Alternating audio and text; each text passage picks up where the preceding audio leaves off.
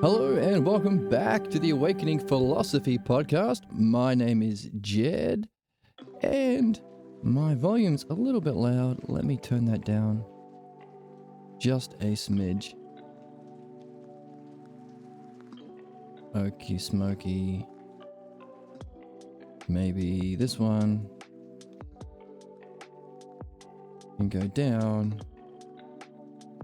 about here. I think it's a bit better.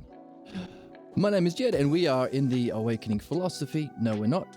Yes, we are in the Awakening Philosophy podcast channel, and we are in the Socrates and Jesus: A Dialogue in Heaven text, and it is a banger. It bangs so much. Last time we reviewed the nature of human problems. The root cause of human problems that play out on the global stage, the murders and genocides and wealth inequality and oppression and so forth. A fundamental cause of that is an analogy at the root of Christianity, Islam, and Judaism.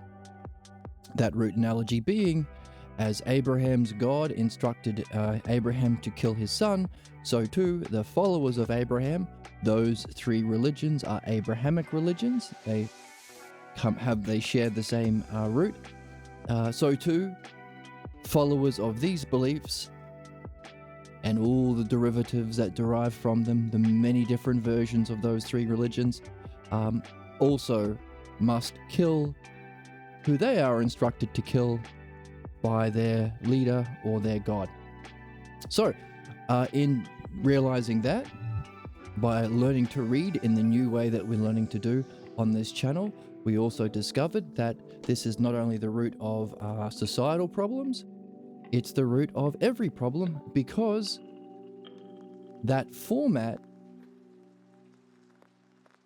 of having a fundamental analogy from the past that we apply to the present, first of all, a fundamental image that we identify with, an image that let me just pull up the analogy quickly.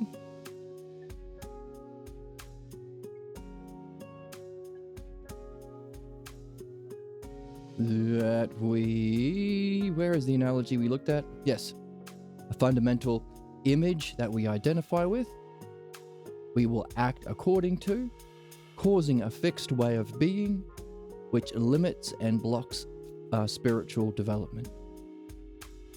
And that spiritual development we're also learning to understand in this book.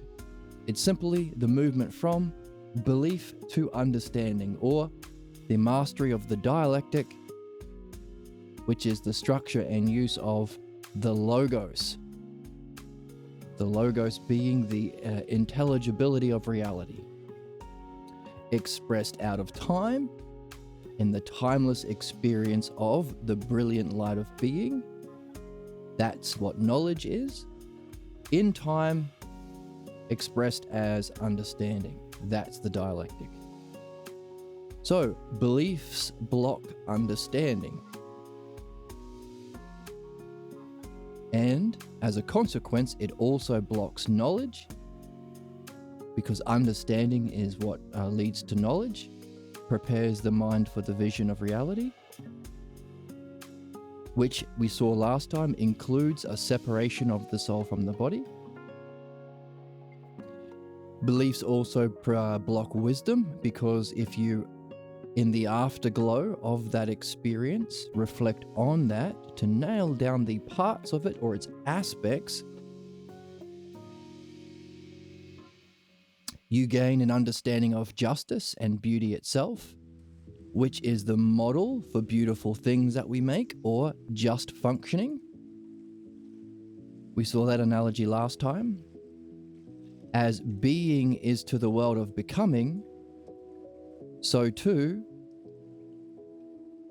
we can use the model of being in our actions in the world of becoming, or the physical world. So, let's have a look at the cognitive functions. So here we have a mass of differences. We can't make any statements that are universal. It's all relative people, or the current democratic left, who can't establish any principles, and so pave the way for the fascism we see in the world. The next stage is belief, which is again the cause of the conflicts in the world and individually, because we each have a false belief we identify with called a pathologos. But it functions as a block because it blocks the three higher stages of development, understanding being the third, following the logos. Okay, some weird person. Let's get rid of that guy. Blocking the logos in time or understanding, which then is a preparation for experiencing the logos out of time all at once in the spiritual experience of eternity. That's the second highest state of mind that humans can have, commonly mistaken as the ultimate because it is the ultimate experience. But even that has a cause that has to be transcendent and independent of its effect, because that's a principle. Cause has to be greater than its effect. That's the self. So belief-based thinking blocks understanding, knowledge, wisdom is those two together, and the state of self, which is of course our goal as sentient beings, and the fundamental tenet of philosophy. And as we saw in the text last time, if know thyself isn't in your system, you have an empty system. Get a better system, bro. What we say. So, neat. We understand human problems. We understand why they are problems. We understand how they play out in society, the Abrahamic religions, but we understand how they play out in the text said, even our most minor irritations. Because this analogy that we surfaced, a person identifies with a self-image, your mask. Some people call it an ego. I don't like that word, but you can use that to talk about it if you like. You act according to it. We learn in our reading of the Philosophical Midwifery book that we spend our lives becoming further and further identified in it, more entrenched in that image. But that causes a fixed way of being. Now, we looked at, the book talked about how in a Greek tragedy, there is a tragic hero who has a tragic flaw, and it's this. But what makes the story of Mark's Jesus different from a tragic hero is at the end of the tragic hero story, the Greek tragedy, he reflects on his way of being, not in time to change his way of being, but he realizes his way of being caused the problem that he played out. Now, Jesus doesn't have that in Mark.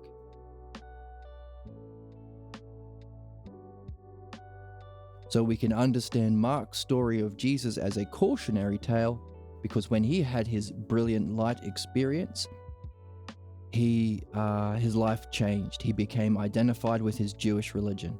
He played the role of the son of David, king of the Jews, etc., etc. We also know that that's likely what Mark meant by the story that we are taught about Jesus, because in that brilliant light experience, Moses and Elijah emerged and had a chat with Jesus, but for some reason, Mark didn't want to talk about or describe what that conversation was. Meaning it wasn't important, it played a thematic role within the drama, a turning point. So if you wanted to, you could have fun and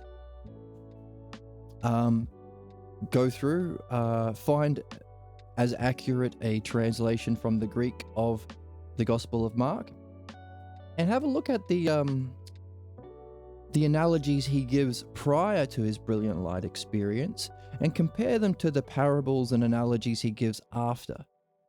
Have some fun, see how they change. A little exercise if you want to play that game. So, we looked at the cause of all human problems. Hooray!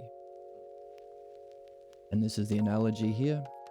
But so too, in the same way, religious people are being instructed to murder and genocide this and that person because God says so, because that's the fundamental analogy.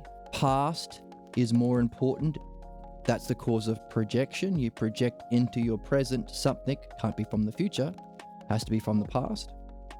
So the cause of our blindness, or our tragic blind spot, to use the language of a Greek tragedy, is something from the past we think is, here is a logos term, greater than our present, which is lesser.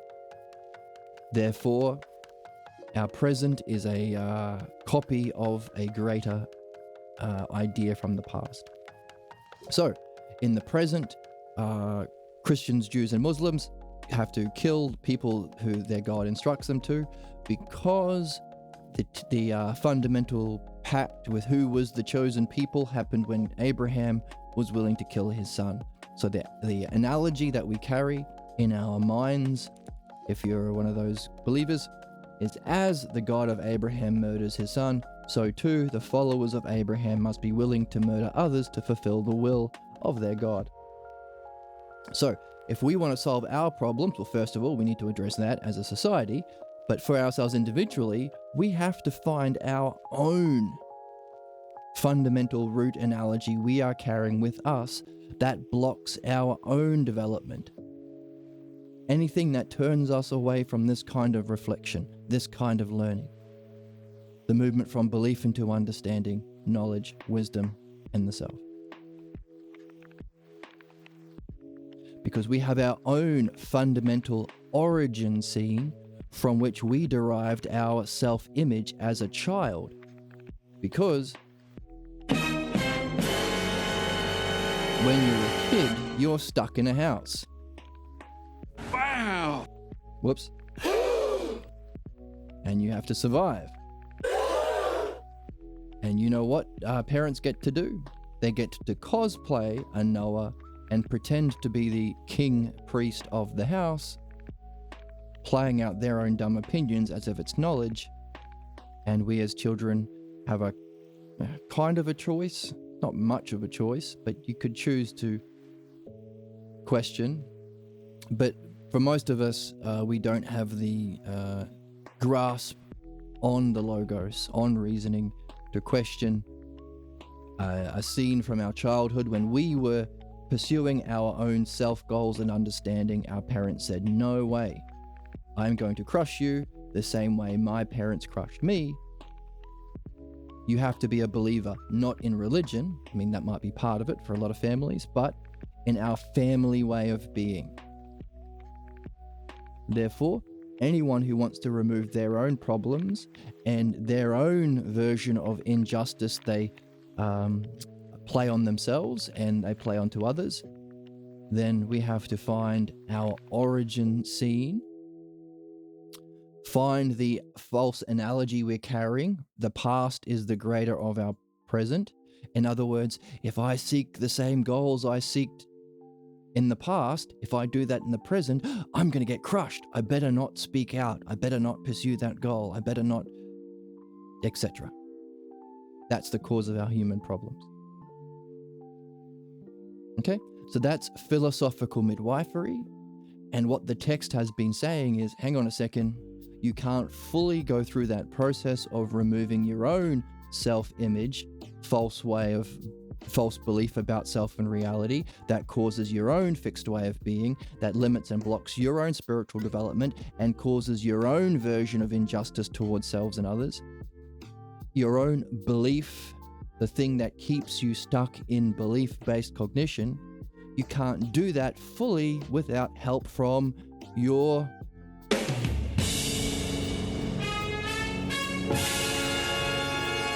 Dream Master.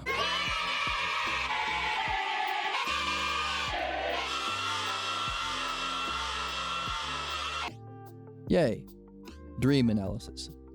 So, the 2 skills needed for everybody to solve their problems and become a better person and a happier person, etc.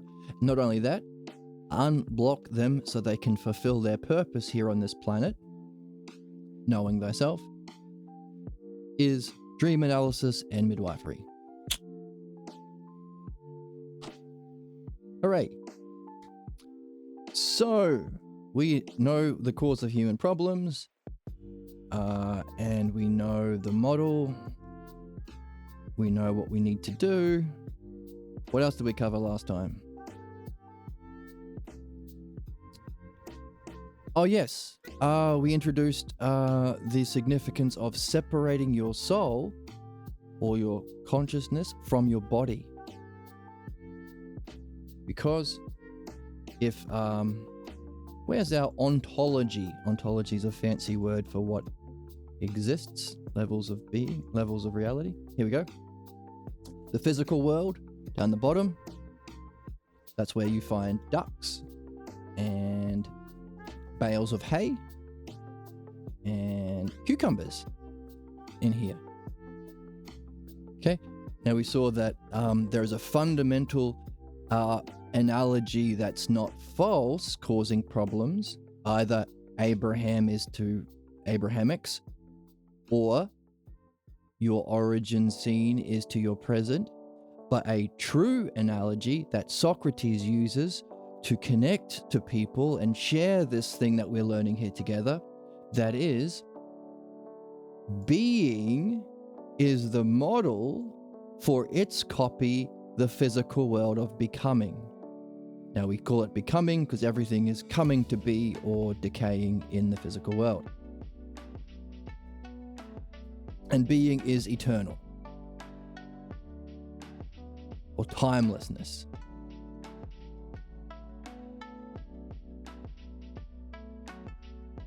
So to slay death, therefore, would be to experience the timelessness of your own essence. And Socrates says another way wait. Hold on a second. We have something more important than Socrates. We have Sifty. Sifty Swifty. Let's all get Swifty in here.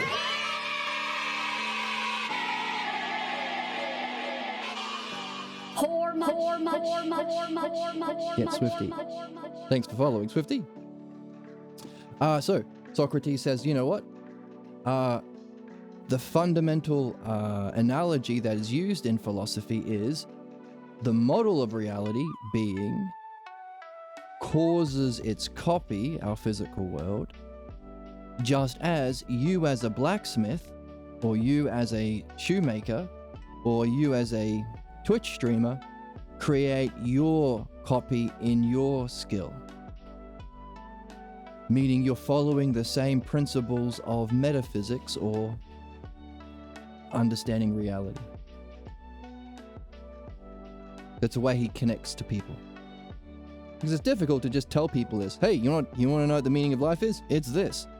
They're going to say, screw you, I met a million people and they all have their own different opinions of the meaning of life. And you'll say, but this is an opinion.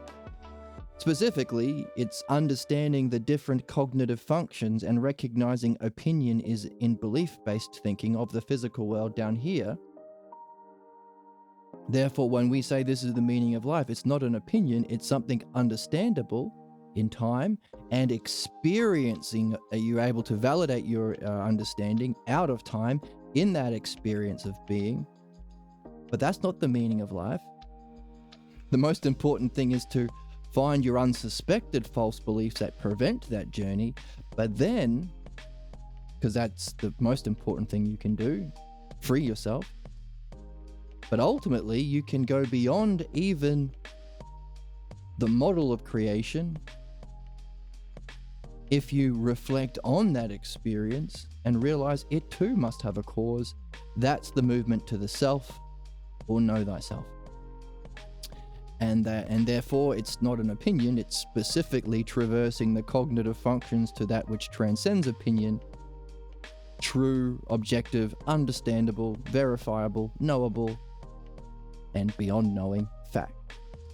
And they'll say, that sounds like a whole bunch of gobbledygook. Are you speaking French? you're crazy, get the hell out of here, or my dad will beat up your dad. So, that's the difficulty.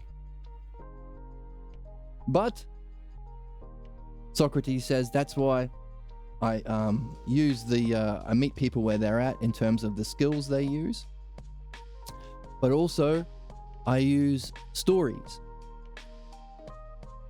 I didn't invent my own cinematic universe. I borrow from the cinematic universe of the current, for us it would be the Marvel Cinematic Universe or DC.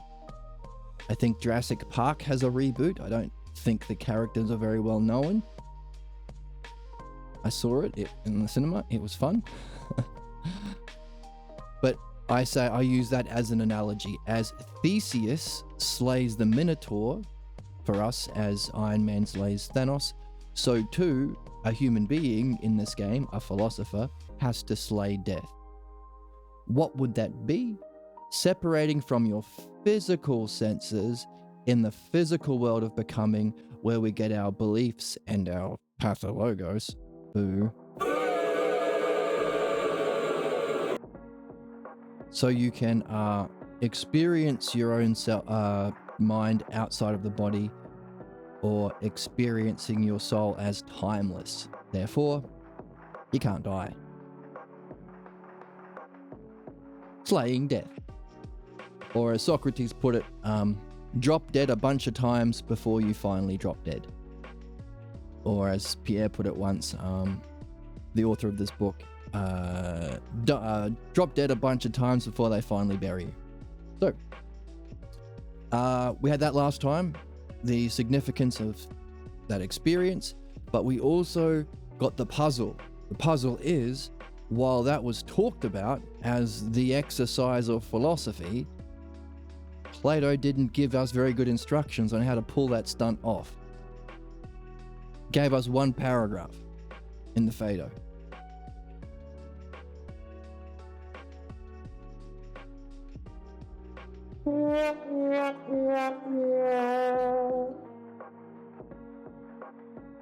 So, issue. Also, what we said is necessary to remove our false beliefs. Philosophical midwifery. Plato doesn't talk about that. He has Socrates mentioned it a bunch of times.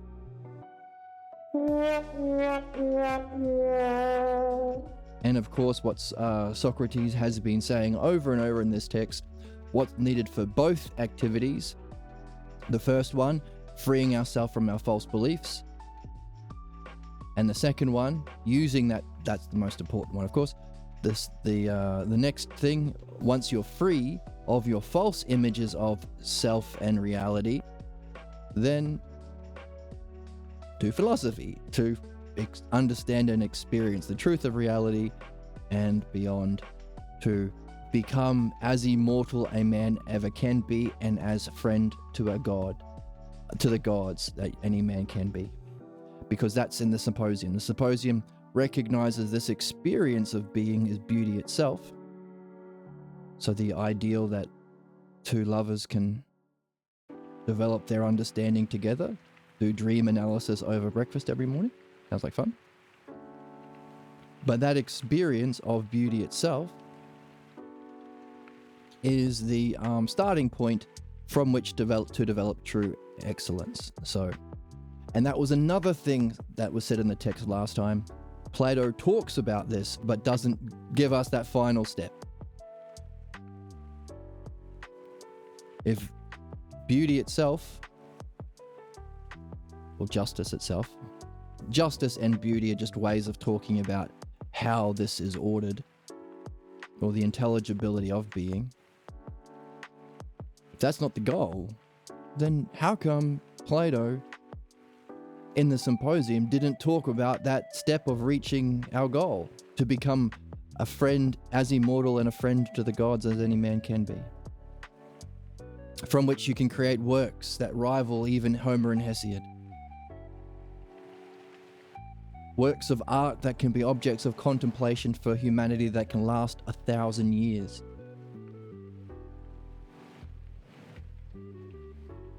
So we are finding a lot about where Plato falls down.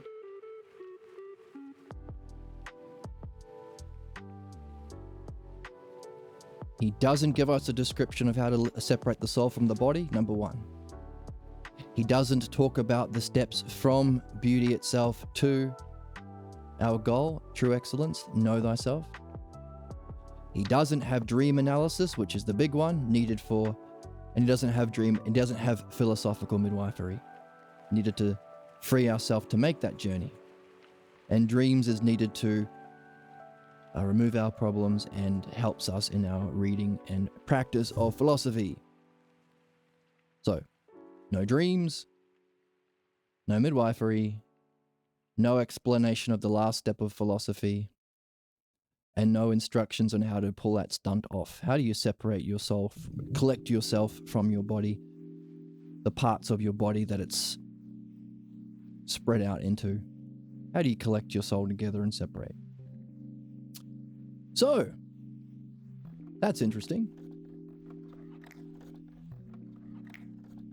But we've also, so it's good that we sort of like are balancing the ledger, because we did talk about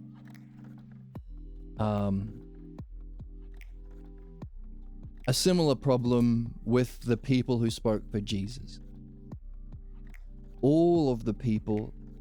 Oh, and by the way, so you could say, well, therefore nobody's been actually able to do real philosophy if those things we just mentioned have been removed from education, because we killed Socrates when Plato was in his 20s, and therefore Plato wasn't able to go through all those things. But we go one step further, because we don't even learn from Plato, because at least we'd have metaphysics. We learn from Aristotle, who was a student of Plato, who Plato kicked out of the academy, and he drew a line here. So we don't even have metaphysics in our education. Now we have a similar problem with, of course, all of the people who were the translators of Jesus, or the people who spoke for Jesus, because while they talked about the kingdom of heaven as an experience, and they talked about the need for understanding, and they talked about how we have problems that get in the way of that, the descriptions are miserly, nothing, anemic. I mean, all of the descriptions we've been giving about being, to just say, oh, it's the kingdom of God, is pretty weak. It's weak sauce, we would say. Very weak sauce.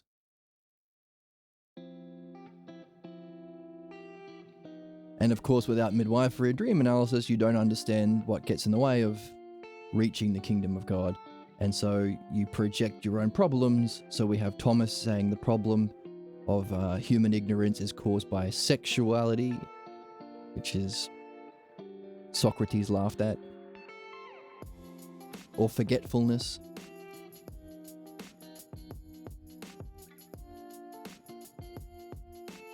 And of course, modern Christians are Abrahamic and don't even listen to that. They listen to Paul.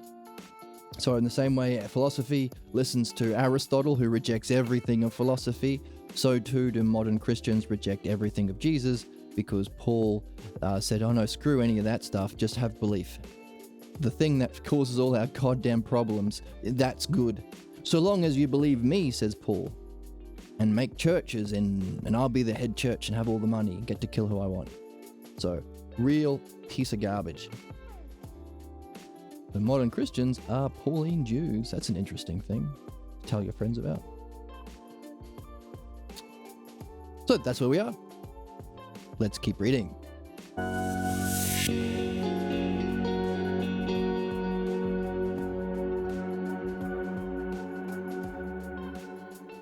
Okay.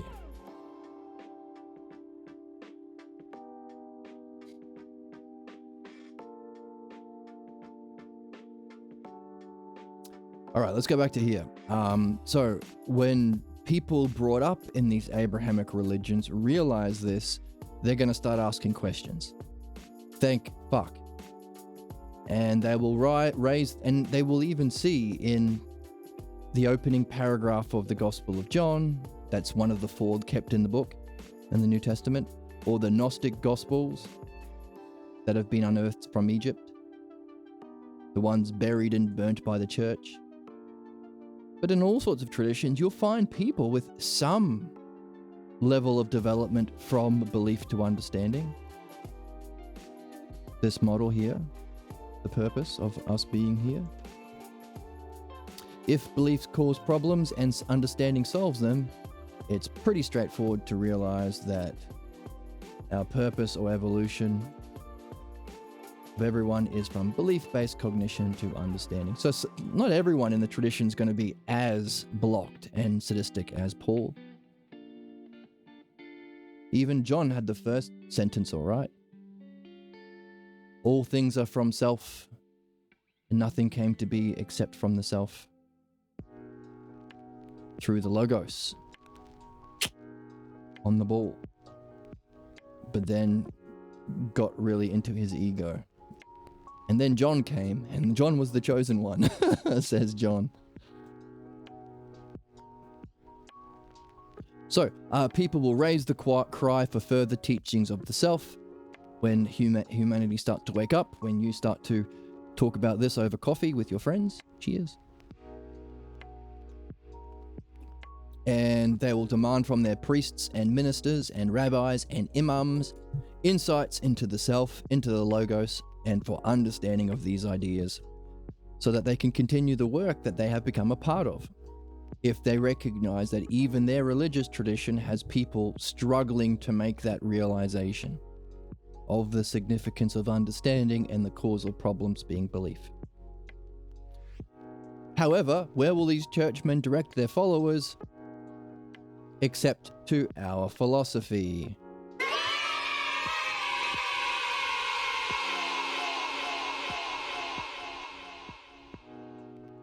So, optimism. They will end their past struggles and begin anew in the life of the Spirit, says Jesus. Can't wait. Pencil that in on your 2025 bingo calendar. I remember when the internet started, everyone was saying, oh, it's going to be the death of religion. Because, you know, a lot of people recognized, oh yeah, religion's just indoctrination into bullshit from childhood. And that's why, like, when you leave your small town to go to college or something, you know, the more thoughtful people become atheist or agnostic. So if everyone could just talk to everyone all over the world and realize, oh shit, their religions are crazy, and their religions are crazy, I guess mine are probably crazy too. And having other people talk to them, hey, by the way, let me tell you about Abraham. Let me tell you about Paul. Oh, let me tell you about the Crusades. So they said, oh, you know, internet would be the death of religion. Hasn't happened yet, but maybe this book can help people. I think so, because it's a banger. Okay, go ahead. Okay, go ahead. Okay, go ahead. Okay, go ahead. Okay, go ahead. Okay, go ahead. Okay, go ahead. Okay, go ahead. Okay, go ahead. I have a philosophical question. Is ketchup a smoothie? Do you know why that's not a philosophical question?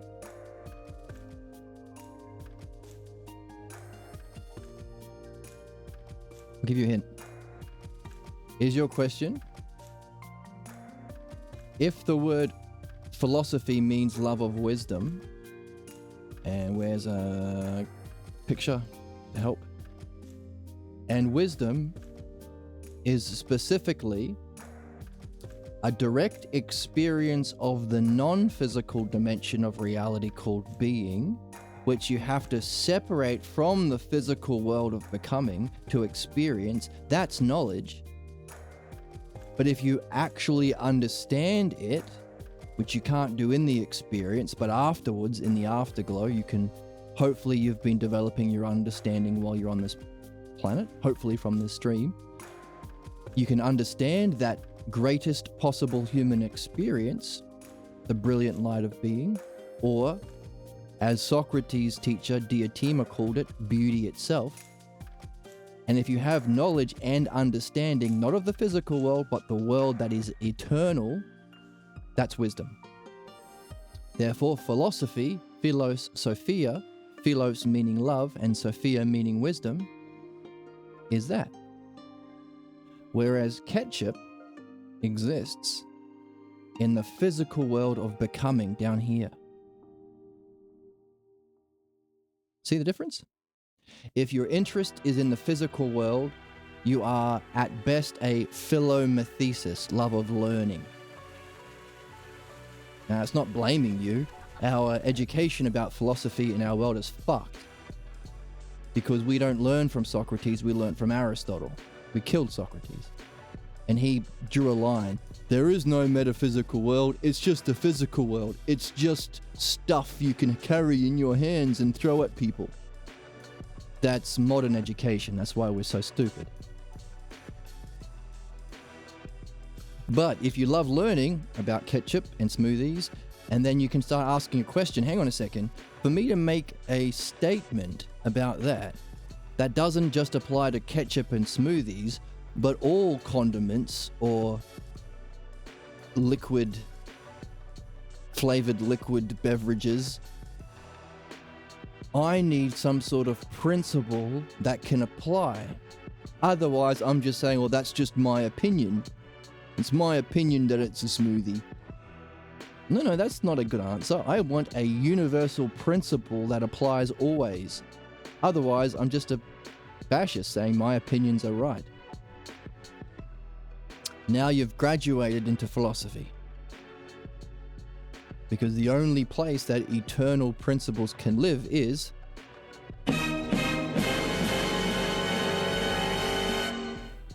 in eternity.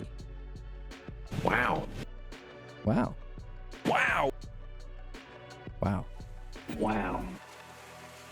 So, loving learning about smoothies. Wow. Graduate. When you start asking the question, where do these principles live? What's the cause of smoothies? Or, what happens when I separate my soul from the body? Where do I go? Now you've graduated from philomathesis, which means love of learning, into love of wisdom.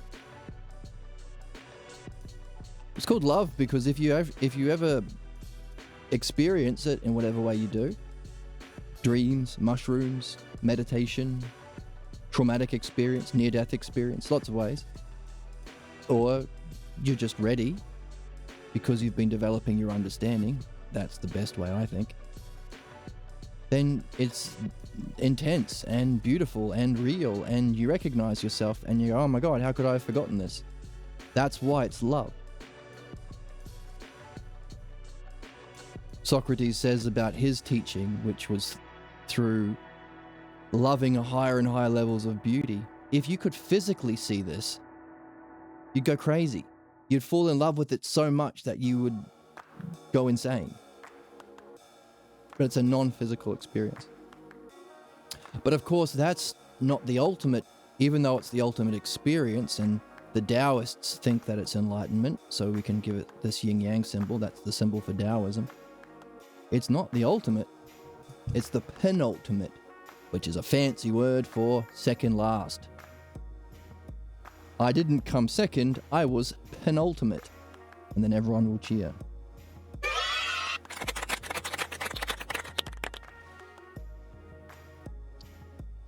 Because as philomathesis, love of learning, graduates into philosophy, so too philosophy levels up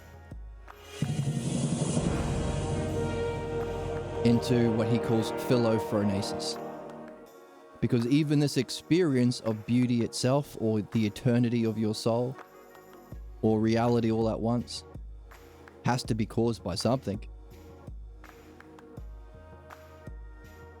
And if you reflect on that experience, that's the kind of idea you bring to birth. That everything that exists, even that, has to have a cause, and causes must necessarily be greater than their effects and be independent from it. And that's the mystery of philosophy. That's what we've been reading. So Socrates says, look, I can boil down the philosophy in an analogy. As being is the model that creates the copy, our physical cosmos, so too, as being creates the physical, so too model is to copy. But even the model has to have some cause. That's the mystery. That's awakening the true mystery of philosophy. How, in the goddamn crap, can the self, which is transcending of everything, you can't even use words to describe its qualities because it's the cause of qualities, how in the ever-loving shit can that generate everything?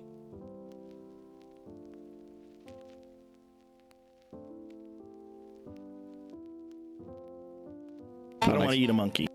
Joe Rogan doesn't want to eat a monkey, and we don't know how to make sense of that. That's the mystery.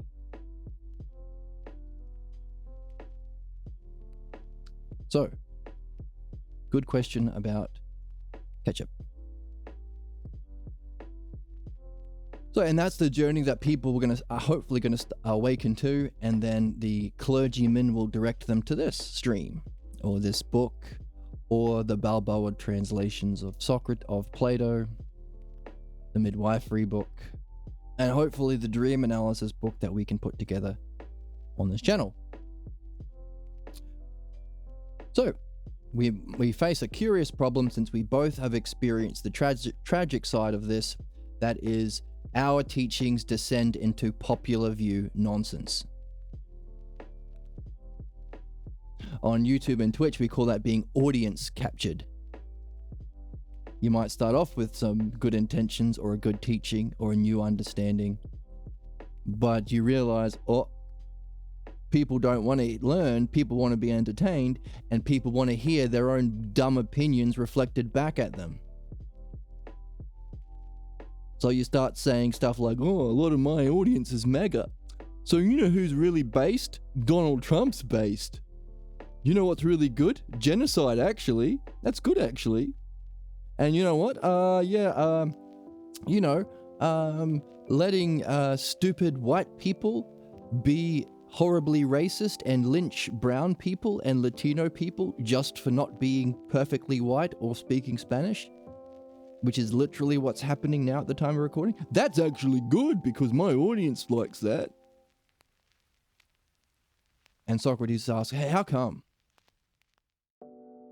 How come we literally, 2025, have the exact opposite teaching, education about Socrates than what he said? How come modern Christians learn the exact opposite teaching of what Jesus says? Why do teachings descend into popular views? How do you understand that transformation? And Jesus says, what most want to believe, there we go, belief. Again, what's the cause of human problems?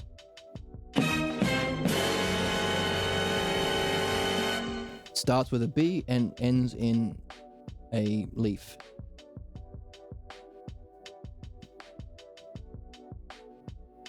It starts with your B as in but and ends in leaf as in the relief when you take a crap. I don't know. Belief. There you go. There's something in there. Belief is garbage like shit. There you go. Belief. What people want to believe, they wait to insert into whatever teaching is current. Yes. So, people want to believe that they get slaves and they get to have all the money. So when the teachings of Christianity was current, they said, actually the Bible says that black people get to be slaves. And it's actually good to be rich and have rich and poor. Not wealth equality, which we objectively know is the solution to most of society's problems. Wealth equality. Not try and get rich, but try and make everyone have the same amount of money so we don't have fucking wealth inequality. So everyone gets to live and people don't hoard resources that they never use or hoard technology so we can't make the world better. Capitalism. So they'll, just like Jordan Peterson, Oh, you know what's popular? Science and modern psychology. All right, and evolutionary psychology, evolutionary biology as a way of explaining the mind. Of course, that's not what we're doing because this is better, and that's, dumb. But it's popular. Explain human problems in terms of, we kind of do that as well. Like, evolution is still a thing. There is an evolutionary route to pathologos.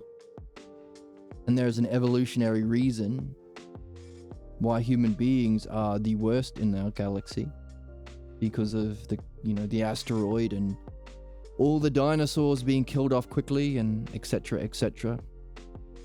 Fast development of humankind without having to face our development into understanding properly. So he says, oh, you know what's popular? So I'm a weird racist, sexist Christian. So I'm going to use lobsters to say, oh, look at these lobsters. They have a hierarchy of dominance.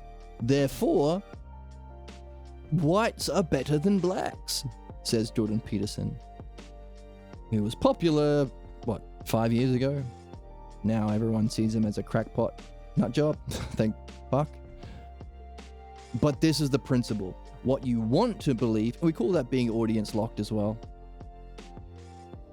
You wait to insert it in whatever teaching is current. It takes a special kind of person to genuinely seek truth and understanding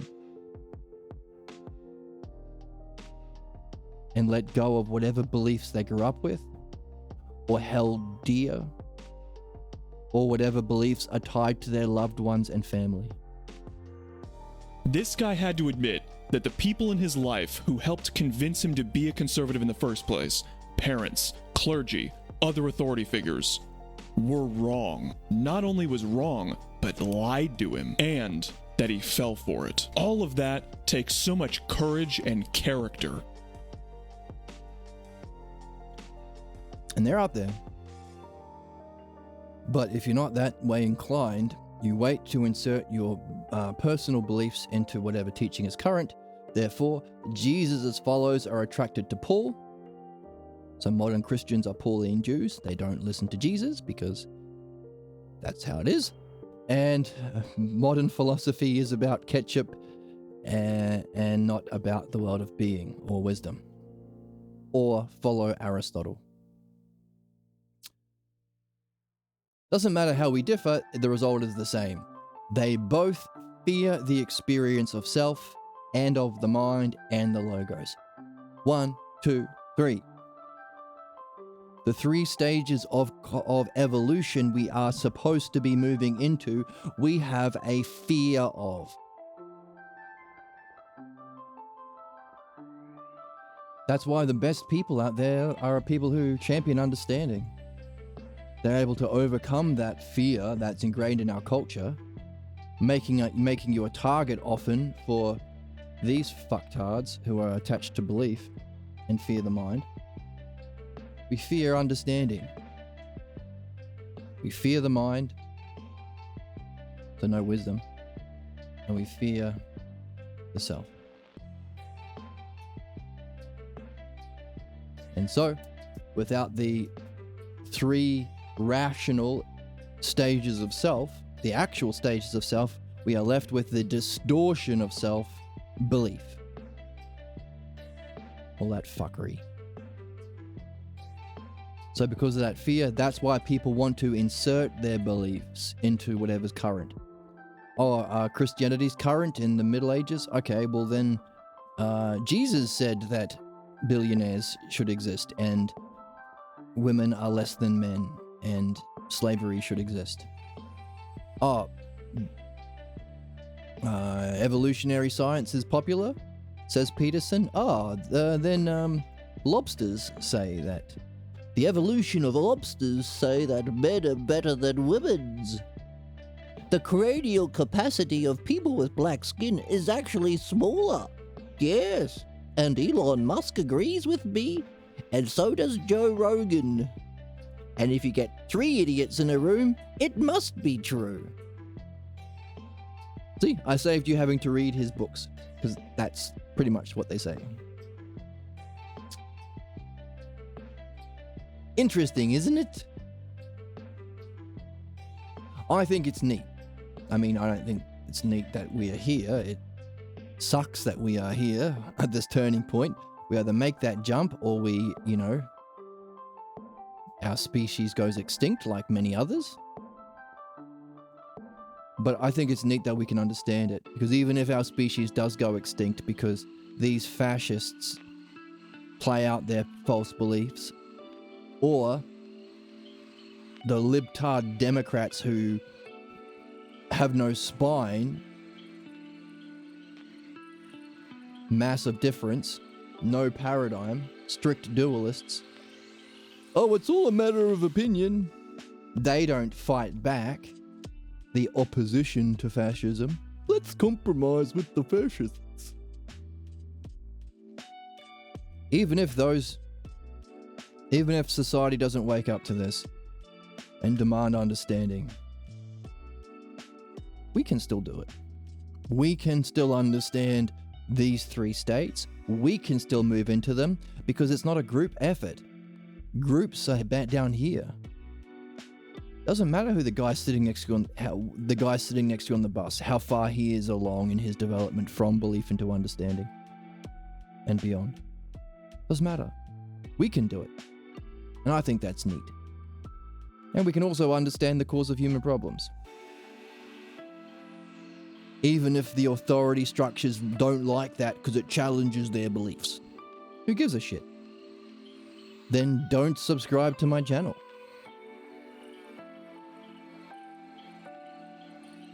Hopefully enough of your students or followers subscribe, and then they start realizing that you're not worth listening to because you're ignorant. And then we start having fun and save our species from this. But I think it's neat that we can understand. So we want to insert our beliefs into whatever's current because we fear the experience of self, mind, and logos, which is, of course, fear of the divine. The magical is bad. That's why you're not allowed to watch Harry Potter if you're a Mormon or, I'm sure there are a lot of crazy cults out there who say things like that. Oh, and also, even though that our Gnostic thinkers, the Gnostic Gospels, agree with the idea of the self, they don't touch on the essential practice of death and dying. That's also.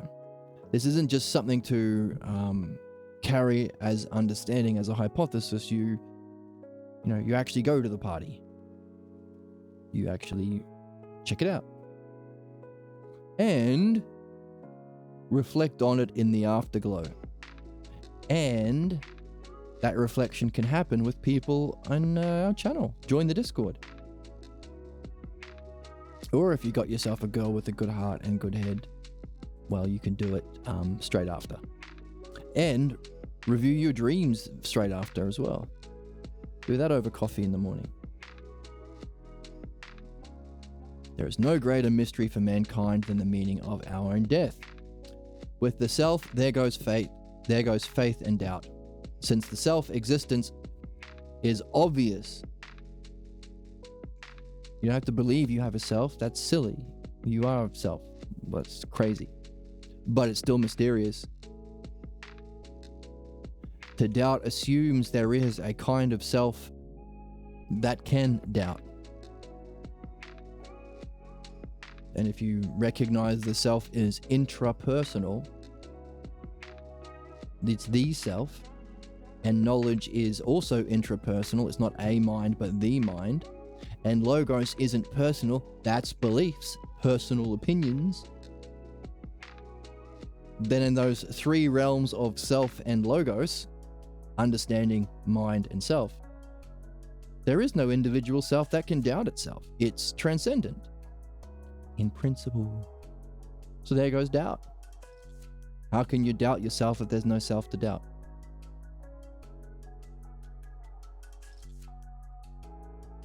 Faith.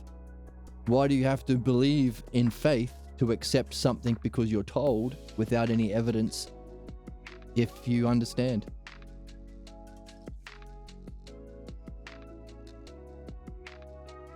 So that's it. That's the cause of human problems. Belief. The solution, self. One step down. With belief comes faith and doubt and murderous actions. With the self goes the dissolving of all those things. See, know thyself. More than just a tweet or a Facebook post. The solution to faith and doubt.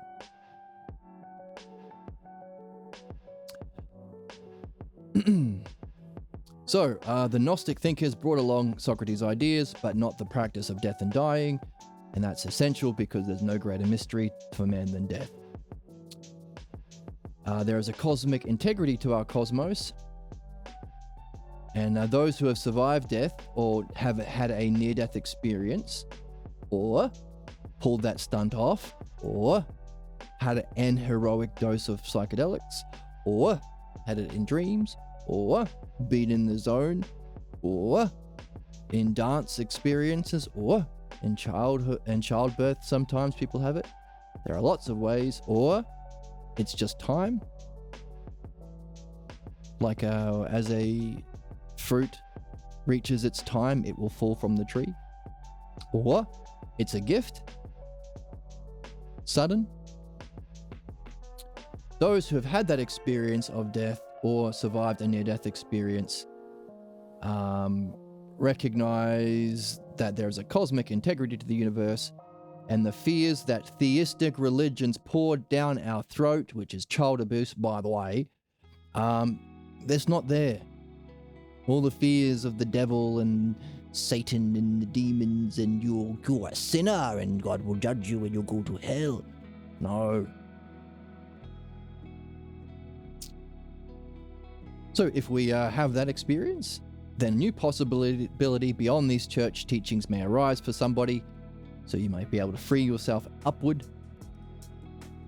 And they have learnt through these experiences that we are all here to learn and benefit in one another. I thought we're all here to get rich, which necessarily means making other people poor, because wealth is relative. I thought we were all here to, get power. Isn't knowledge power? Knowledge is power. I heard that somewhere. Isn't money? Isn't life about manipulating people so you can extract profit? Isn't life about being as cruel as you can because my daddy was cruel to me, and being cruel is what it means to be a big, strong, tough guy? Or a Noah for all believers? No. No, and no, and then no. Nope. It's actually so we can learn and benefit one another.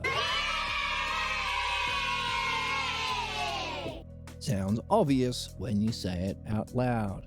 Wow. Learning from one another is important. We would need our interpreters to leave to their followers some practice. So is there a practice that we can go through for learning? Well, from what we've been experiencing ourselves, maybe this book is the practice that we've been looking for. Maybe this book. Maybe it's this book that we can have a practice. We don't have to believe other doofuses anymore. We can just do this book. Maybe. Correct you are, Jesus, says Socrates. Some profound spiritual experiences develop by themselves, others require learning. Plato describes profound experiences without discussing how these states are to be realized. Plato stresses the role of dreams in the life of the philosopher, but says nothing about how to understand dreams.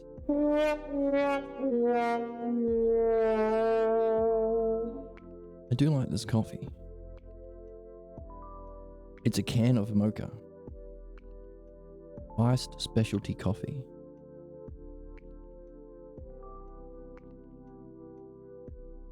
I got it from the discount store near my house. It's great. They were out of my energy drink. But I got this instead. It's really nice.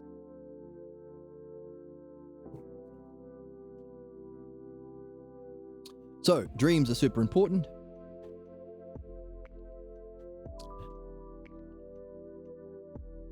If you are in a relationship, tell your partner and discuss it over breakfast. These were my dreams that I had. I will practice my reflection and openness and answering questions, and you can practice the highest skill, the highest art, guiding someone through questions, the dialectic. It's a win-win. It's a win-win.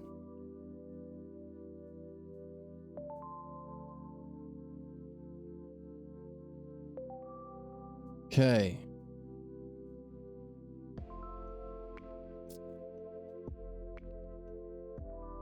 Plato doesn't understand dreams. Jesus said, I stress the need to experience and understand states of mind, the kingdom of God, and the divine experiences of divine luminosity, but none of my interpreters explain the nature of each or how to go from one to the other. So it sounds like maybe even Jesus talked about, well, we know from the story in Mark that he had the luminosity experience of being, and if there is a final state called the kingdom of God, that would slip into here, wouldn't it? But it sounds like Jesus and Socrates both have the same problem, while we have Plato, who does pretty good, is able to describe many conversations and give us a lot of material. Both have the same problems in that their interpreters didn't reach their level. Which is why you got to join the Discord and share your experiences with us. If you can reach being or the experiences of divine luminosity that Soc and Jesus had, and if you can go beyond that to the kingdom of God or the one self, or philophronesis, know thyself, true human excellence, truly immortal and a friend of the gods, if any man can ever be, then write it down. Don't make the mistake Jesus and Soc made. Tell us in the Discord. Make an anime. Make an awesome anime.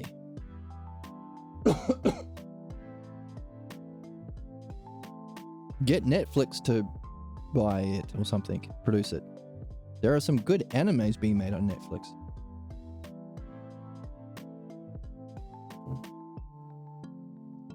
Oh, that regular coffee doesn't taste as good as my can.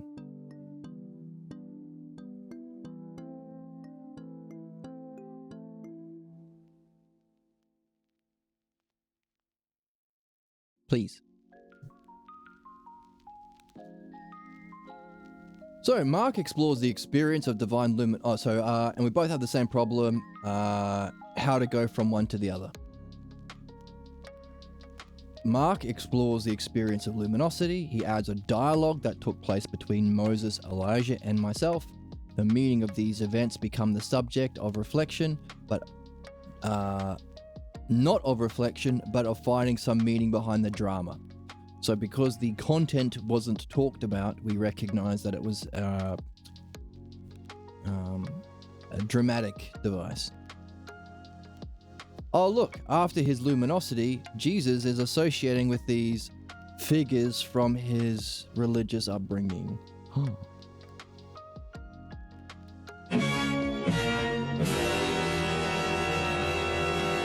Disgusting. I'm so disgusted.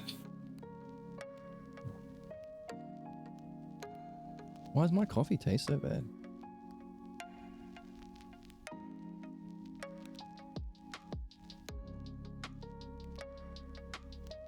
I hope the milk's okay.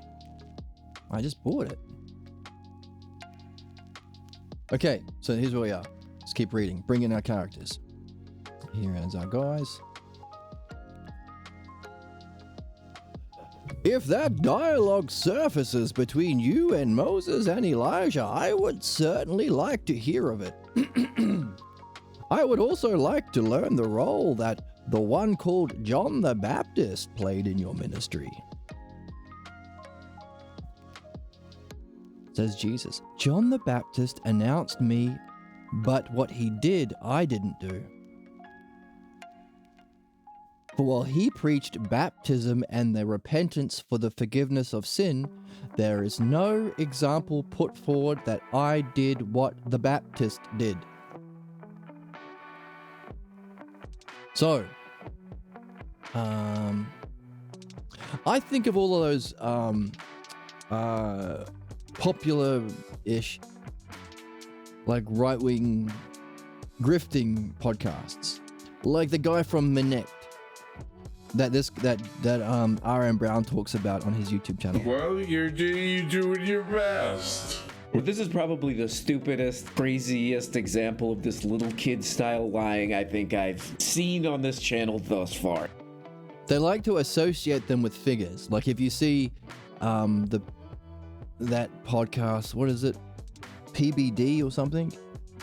It has like this montage at the beginning where it's like Tony Robbins and Tom Brady and he's interviewing, they're laughing, and there's, you know, all that kind of crap.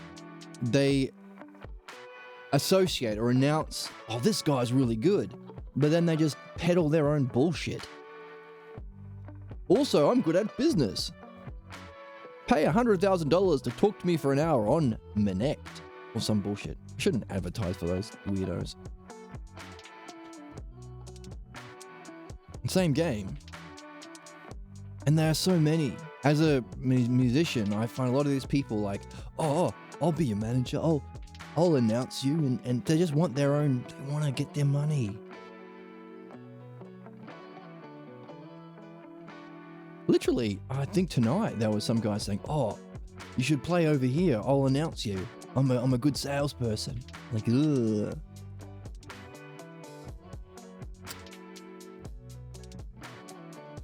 So John the Baptist announced Jesus. Oh, this is Jesus. He's really great. Yeah, but also, here's my ideas over here. You should have baptism, and you should feel bad about your mistakes, but not ever solve them. First of all, don't feel bad about mistakes. You're a fucking human being. You're here to make mistakes. Learn and share the learning with others. That's what we're here for. 2, do find your problems, the cause of your problems, and solve them through understanding. Don't just say, I'm sorry, God. I'm sorry, God. I'm a bad boy. Because you're just going to have the same problem. And you won't feel any, I don't know, catharsis, whatever that word means. You're not going to solve anything. So, forgiveness is horseshit. Fuck right off with this sin and repent and forgive and feel bad and say 10 Hail Marys. Horseshit. Fuck off, John the Baptist, we say. To John, we say, You are a fantastic moron. fantastic moron.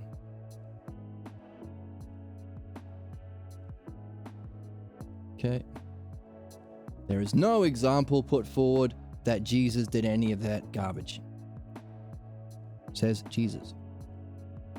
Yes, says Socrates. I can say the same. My teacher was said to be, here she is. Announce her.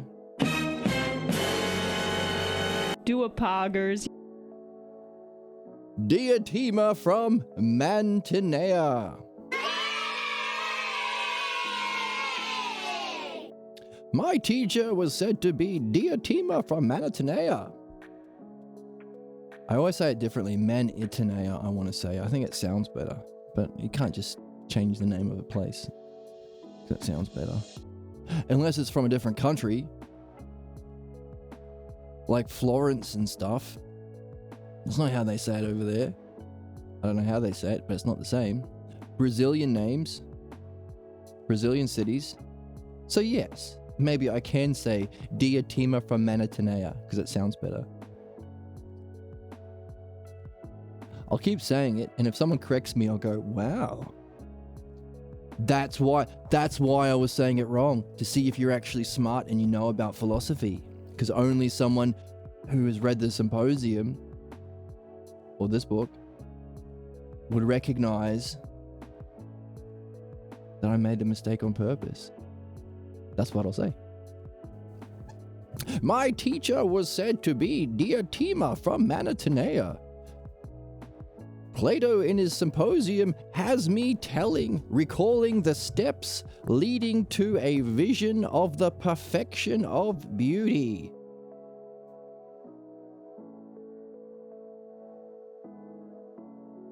Wow. Wow!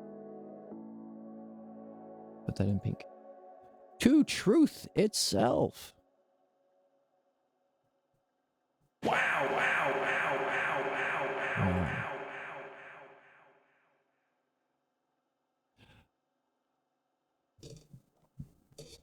Wow. Truly it is a work of art. He brings the role of personification, myth, mean analogies. Boy, remember we did that work on mean analogies before? Now we can relate it more to the book. Specifically the golden analogy. Mean analogies, the arithmetic, the geometric, the harmonic, and the golden. That's the jump. Just as understanding is different than knowledge, so too is knowledge different from the oneself. They are incommensurate.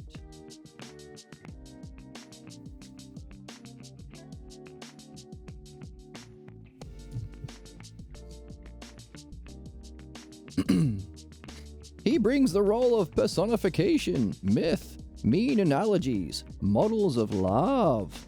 Ooh.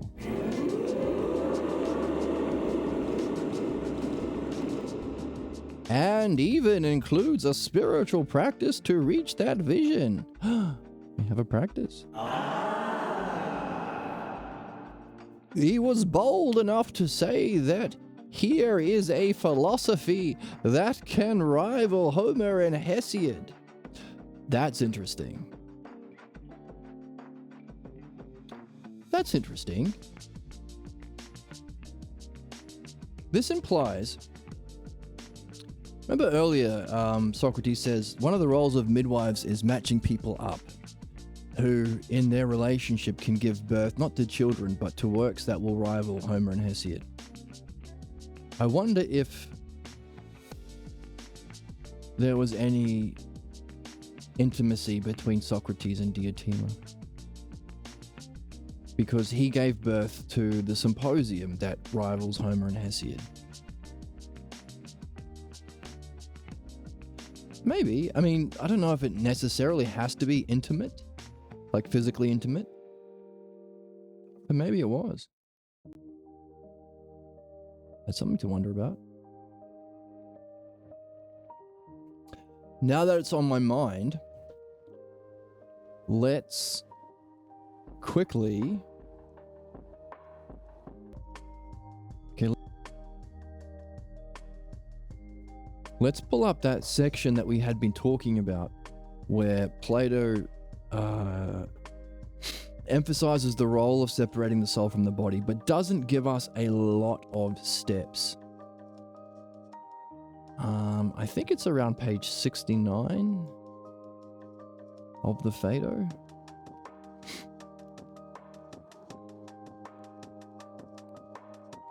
Or Stephanus number 69 makes more sense.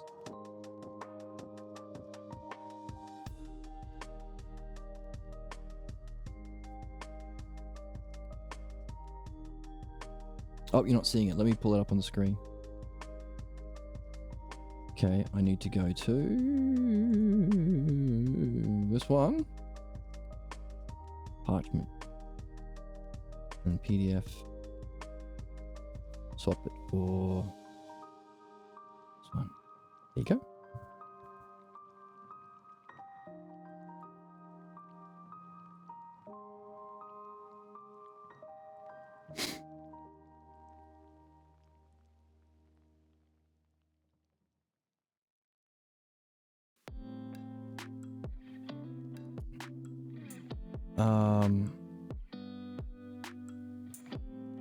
Here we go. Those who practice philosophy correctly, we good? Are studying to die, and selves fear death least of all human beings. To have the soul separate self by self. Oh, and they have learnt throughout their life for phronesis. That's the word that this translator translates as mindfulness, but we can recognize.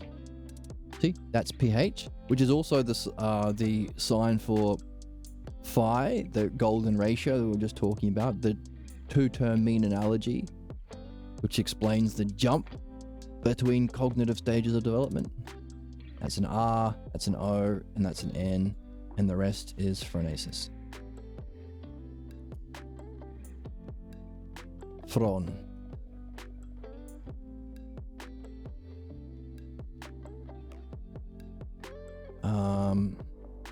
Here we go, close to 69, 67.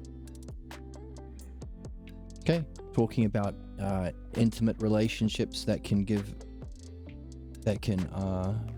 be the stages of spiritual development and allow you to give birth to works that will last 1,000 years and rival Homer and Hesiod. The ultimate 69. Oh, that's terrible. I shouldn't make jokes like that. But 67, I'm just saying that so you remember the Stephanus number 67. That's even better.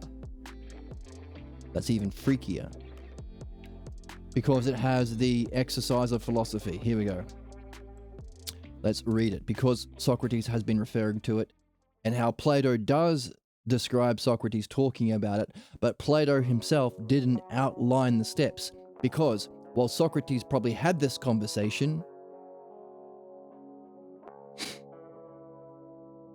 Plato was the one who wrote stuff down. So maybe he could have written books about how to do this.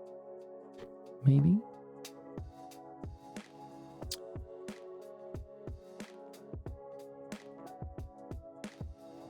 This purification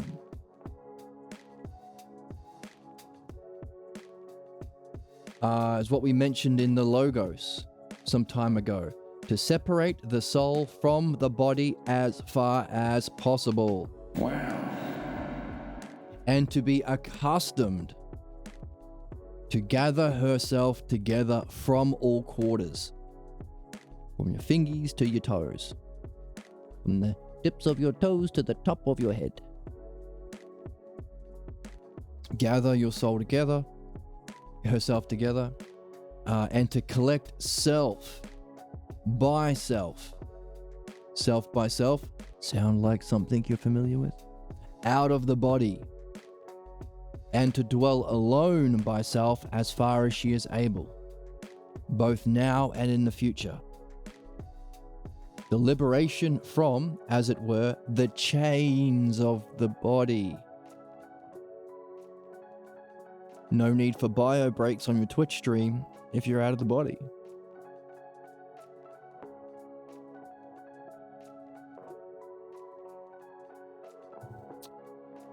This liberation and separation of the soul from the body is called death. Therefore, only those who practice philosophy, there's our philosophy to Sprinkles in chat who was talking about custard before.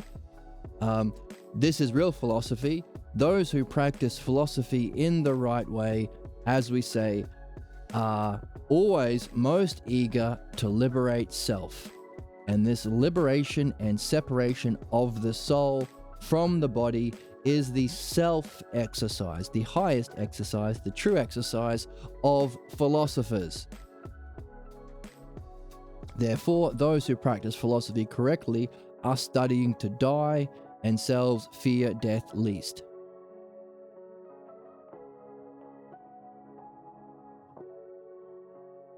Whereas you can compare it to other people running around in the world that you might bump into on the bus or read about in the news or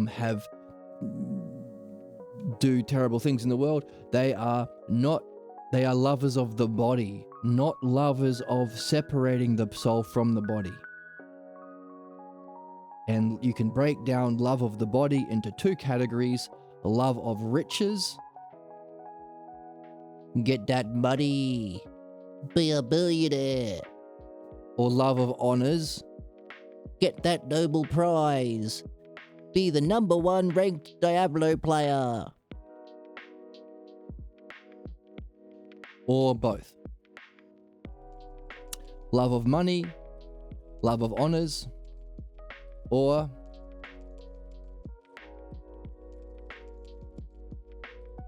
philotimos, the love of honors or fame. And philo, what's that X mean? It's a T, I think. Let me just quickly look up this.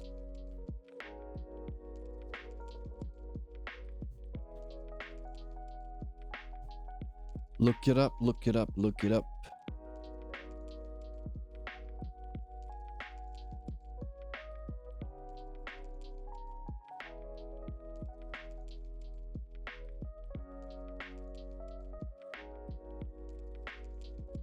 It is philokrimatos, yes. Love of the body is philo. See, look, just so you can remember it. This is love of the body. Philo, that's phi, as we said, golden ratio. ILOSOMATOS. Philosomatos. Lovers of the body are lovers of soggy tomatoes. There you go. So, Spin Toto was talking about ketchup, soggy tomatoes. Love of soggy tomatoes. You're not a philosopher, Spin Toto. You are a philosomatos, lover of soggy tomatoes in ketchup. And there are two versions of that is, see look, MATOS, MATOS. That's CH, that's an I. That funny N and I. There you go.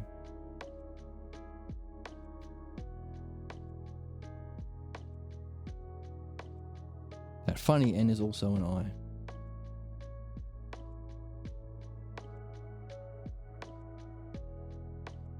So, philokrimatos, cremated tomatoes, that's all money is. Money's not even real tomatoes, it's cremated, it's dead. Philokrimatos, love of riches, or philotimos, love of honors. Now, I don't have a mnemonic for Timos. No, do you know a famous guy named Tim? I remember it because the Timocratic soul. In the Republic, it talks about the five. No, we all have our own individual pathologos from our family and upbringing, influenced by our religion, of course. But everyone's pathologos is unique, but you can categorize, says Socrates, in the kinds of pathologos into 5 kinds, or rather 4 kinds. The dialectic strikes again. Because the 5th kind is the philosopher king. Or if there are lots of philosopher kings running around, aristocratic, rule by the best. Now that's it. These are metaphors. Timocratic is the love of honor.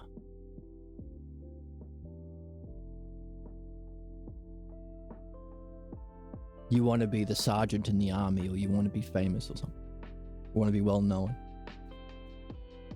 Oligarchic soul, love of money. Democratic soul, anything goes, wherever the wind blows. Actually very apt considering the way the Democratic Party functions now. Who's to say what's right and wrong? And the tyrannical soul is the worst.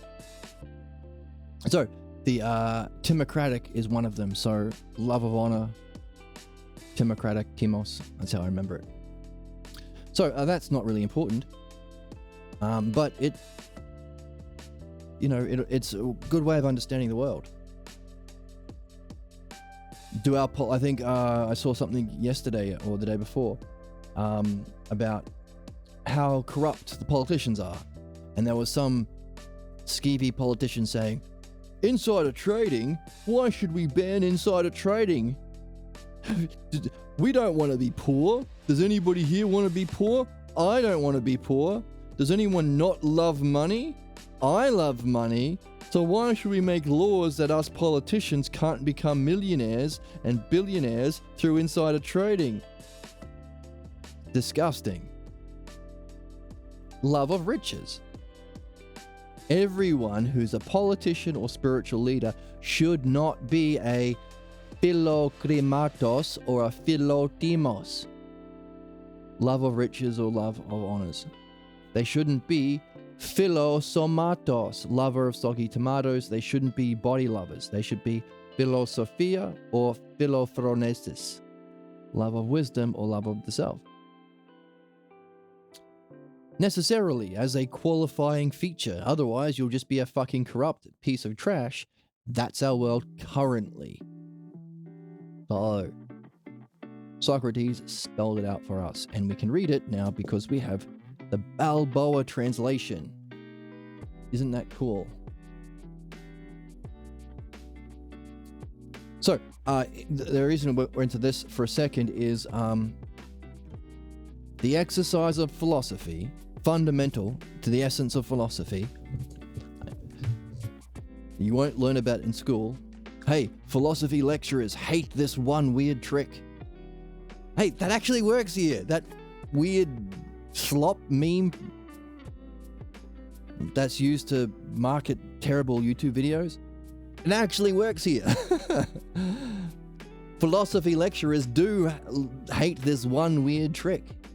Even Plato, I guess, because he can't do it. Or doesn't describe it. That trick is how to separate your soul from the body. It's a purification. So we see it talked about here, but not explained how we can pull it off. But there are stages.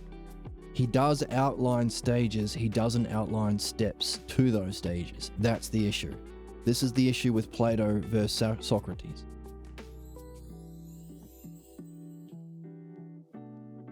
Purification, we said in the Logos some time ago. So Socrates has outlined it before. To separate the soul as far as possible. A. To be accustomed to gather ourselves together from all quarters. B. To collect self by self while out of the body. C. To dwell alone by self as far as she is able. D. Both now and in the future. E. So there are stages. How do you do it? That is the issue. Okay, so let's bring back the other text.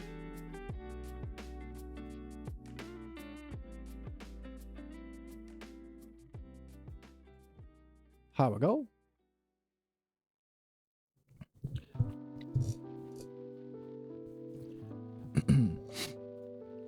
So, back to Socrates. He recalls me. He has me recalling the steps leading to a vision of the perfection of beauty, to truth itself. Truly, it is a work of art. He brings the role of personification, myth, mean analogies, models of love, and even includes a spiritual practice to reach that vision. He was bold enough to say that here is a philosophy that can rival Homer and Hesiod. He adds that the experience of truth, capital T, or beauty, capital B, is not final. But that it is penultimate. That means second last. When you tell your friends this at the coffee shop over coffee, say it really loudly so everyone will think you're super smart and clap for you.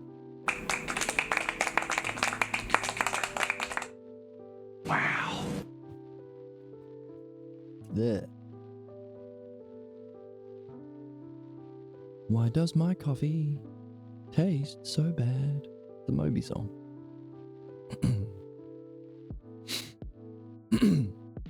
It is penultimate, since after that magnificent experience, Diotima notes there is still something further to be done. It is incomplete. She points the need to go further and cultivate a true excellence.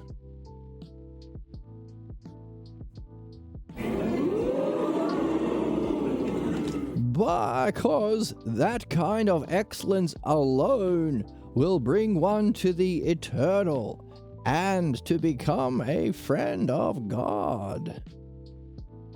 Interesting. However, as we expect, she says nothing about the nature and kind of that excellence, nor what it would take to bring it to a level of completion.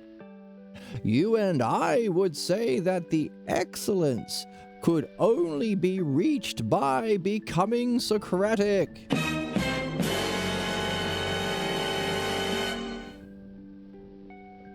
But it took later philosophers to make that point.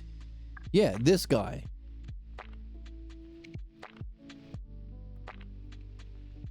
Dr. Pierre Grimes, philosopher, made that point. Here, we're reading it. It took them a few thousand years, but they got there.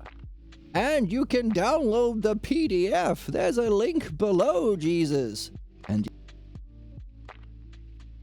what do you mean a link below? A link below this, wherever you're watching this video on Twitch or YouTube. What are you talking about? Aren't we having a dialogue in heaven?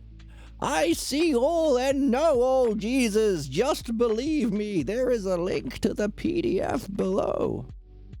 You've gone mad, Socrates. Don't you talk back to me, young whippersnapper. I'm Socrates. Come on now. Keep temperance about you. Temperance? Why don't you find a cross to go die on? Well, now you're just getting personal. I'm sorry.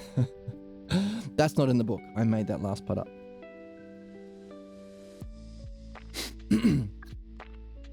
It took later philosophers to make the point that the excellence that we're after as human beings, all of us here, the meaning of life, is to become Socratic, not Platonic. The question is, should Plato have added that? Curious, is it not? Yes, I do find that question curious. Would you say that those later philosophers discovered more about your way of being than those who were present about you? Well, yeah, this author. If so, why do we have to wait for later thinkers to see what was already there to be seen in the past?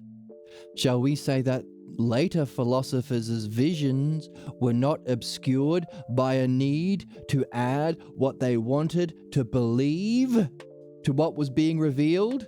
In other words, the same guy who rediscovered this and saw the problems Plato had by being able to read what was there simply, was able to do so because he also rediscovered philosophical midwifery that Plato also dropped, and even wrote a book called Philosophical Midwifery, a new paradigm for understanding human problems. A goddamn genius and gift to mankind called Pierre Grimes, and also rediscovered dream analysis, the other thing that Plato dropped, and also wrote things down, unlike you, which we're reading on Twitch. I mean, I hear, according to you, old man. In other words, the reason why these people were able to see what was there to be seen was because their vision wasn't obscured by their pathologos, because they were going through midwifery and dream analysis.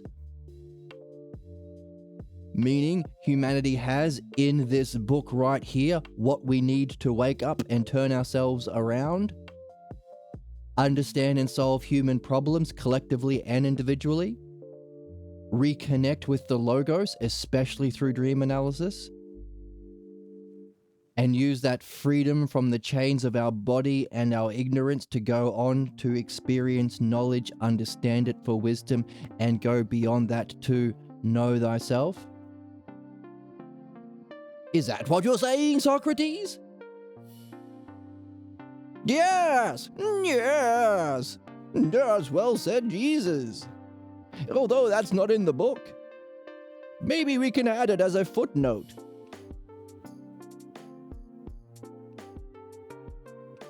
Well, I guess the people watching this video are lucky that they get this extra bit of bonus content, DLC to the book, that they wouldn't have got if they were not subscribed to the Awakening Philosophy podcast channel. Yes, they are the luckiest men alive, and women. I agree, Socrates. The followers to the Awakening Philosophy channel are the luckiest and best and smartest and the best looking. Yes, I hear they are very attractive people as well. Indeed.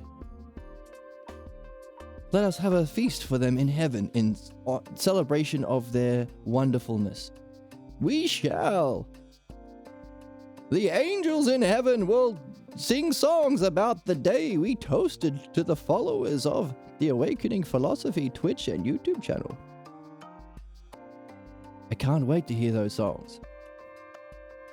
Download them on... No, that's enough.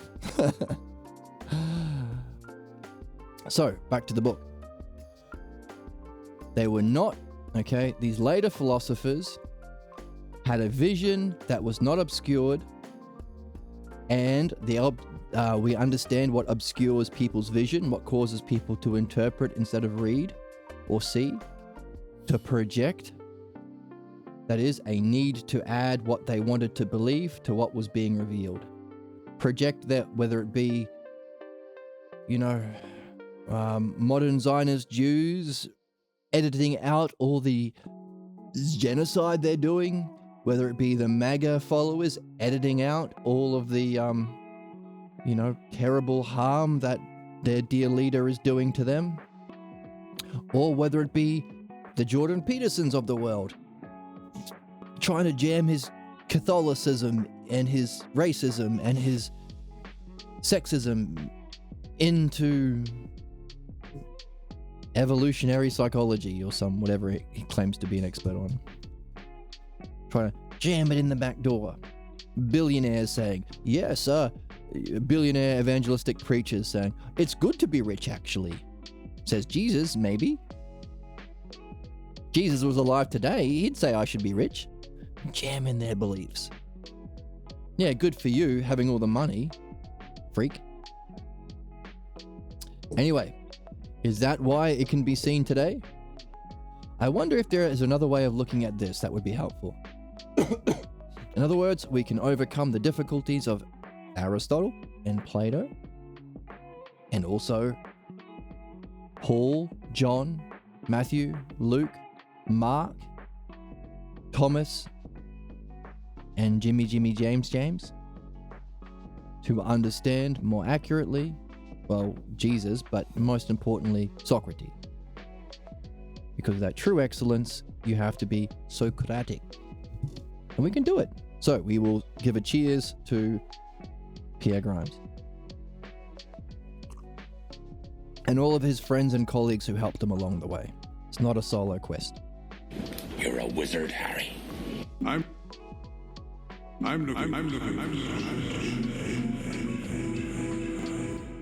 looking for someone to share in an adventure. So, cheers to them. And him. Are you still wondering about the possibility and have entered into silence? Is it possible that I detect you are a bit cautious about advancing this idea of yours, Jesus? You are right on both accounts. I am left wondering if Plato's Socrates presented an idealized version of what he saw as your life and practice. Has it not been said that if you teach that kind of excellence, you become a friend of God, Socrates? Could it be that in the imitation of his Socrates, one can reach that kind of excellence? Wow! Interesting summary and questions you raise, Jesus. Then those who followed him would have the task of finding within his writings a model for their own spiritual life.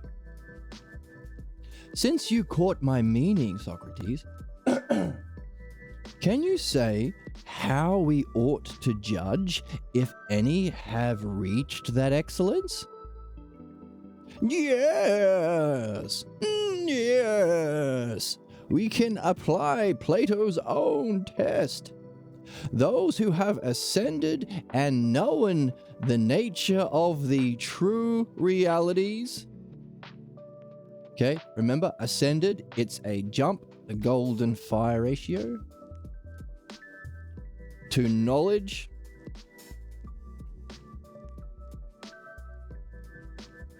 And by the way, there are different levels or aspects that you can intellectually distinguish.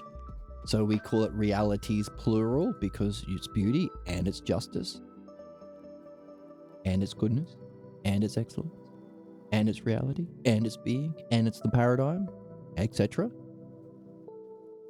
That's why wisdom has both. Knowledge and understanding. Get yourself a philosophy that can do both. That's a meme. I think it's from, as a meme, like, get yourself a girl who can do both. It's like, I think it's someone who's like sweet and caring, but also like sexy behind closed doors or something. I think that's the meme. Get yourself a girl who can do both. But it's been adopted as a meme format. So I'm using it to say good heart and good head. Intelligent and caring. So that's my spin on the meme. Because I'm very funny as well.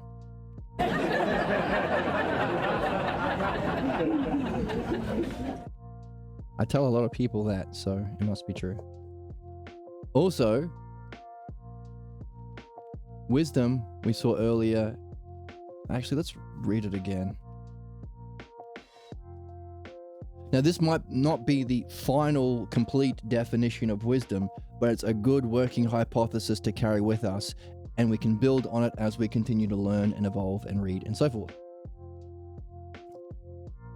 But a good working definition that we're using is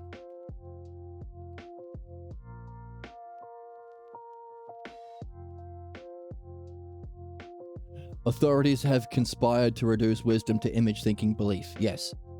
All fascists. You are wise if you're a follower of me, says the Nazis, says the MAGA, says the Abrahamic religions. It's how they manipulate you. Join our right-wing grift, and you can pretend to be wise too. All right.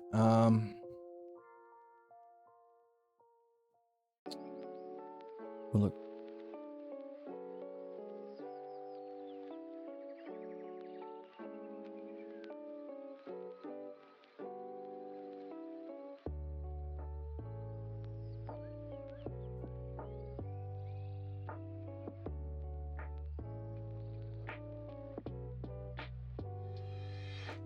Love of wisdom. Here we go.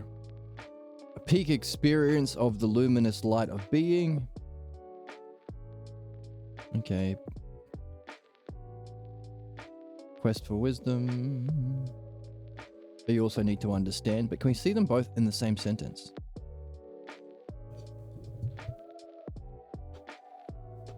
It's not, you're realizing that your mind is not different from mind itself. Not a mind, but mind itself. That's seeing our true self. We can call it reality or wisdom or beauty itself. No. Where does he bring the two together? The true mystic. Many are the staff bearers, but few are the true mystics. That's the philosopher.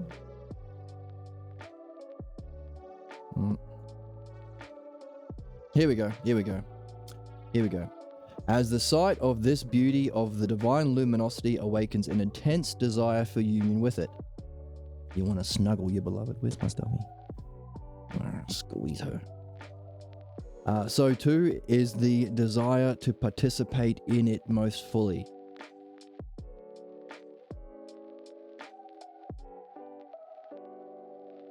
Forever. Completely. The name we give to this desire is love. For love is the desire for the beautiful and the good. Meaning, if the good is the transcendent cause of the beautiful, then we can continue to follow our love. From love of wisdom, philosophia, philosophy, to love of the self, philoautos, or Socrates calls it philophronesis, love of the state of being self. So, to experience it, that luminosity, and to understand it in depth is wisdom. As the practice of being open to it and participating it is an exalted kind of knowledge. Its goodness shines throughout, and it becomes that to which one looks when forming an idea of what is just in man and society. So, every single lawmaker needs this. Says every doctor needs a vision of the healthy body and an understanding. Otherwise, how can you be a doctor? So too, every lawmaker needs this because this is justice. If we are to be a society that stops killing each other and hurting each other and blowing up the world and becomes a good, fun, rational place to be. By definition. Tell your friends. So this is good because to experience it and understand it in depth is wisdom. Hooray, we found it. Imagine people changing their position for the better. There's only two options at the end of an argument. Imagine people changing their positions and improving for the better. I'm cute. Like, it's cutie pie.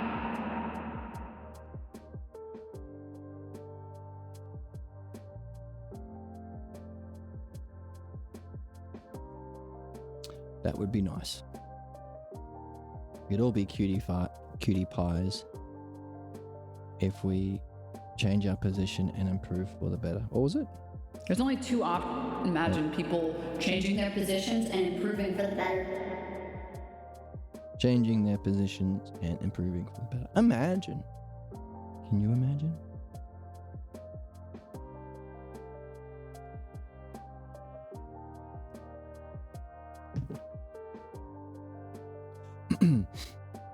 So those true realities and of the good. So those are the two that was mentioned before. Because love is of the beautiful and the good. So there's those who are centered to know the true nature of the true realities, which again is wisdom because it's experienced as knowledge, but its multiplicity or its the intellectual distinction of the aspects of it is understanding. And then obviously we go on to the good as well. So make and there and the good. Hooray.